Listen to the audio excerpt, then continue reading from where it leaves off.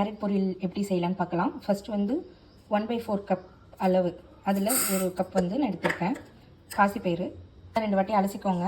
இப்போது அந்த கப்புலேயே வந்து ரெண்டு கப் அளவுக்கு தண்ணி ஊற்றிக்கலாம். ஸ்டவ் ஆன் பண்ணிக்கலாம். இதிலே வந்து கேரட் 2, பீன்ஸ் 4 அரிஞ்சு வச்சுருக்கேன், அதையும் ஆட் பண்ணிக்கோங்க.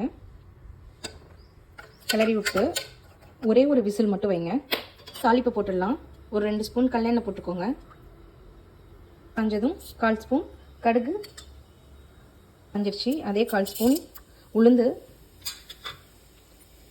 கொத்து கருவேப்பிலை, பச்சை மிளகா, சீரகம் 1/4 ஸ்பூன். இதில் இருக்கிறத ஆட் பண்ணிக்கோங்க.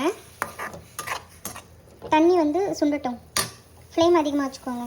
தண்ணி சுண்டுறதுக்குள்ளே நம்ம வந்து தேங்காவையும் சோம்பையும் ஆட் பண்ணி அரைச்சிக்கோங்க.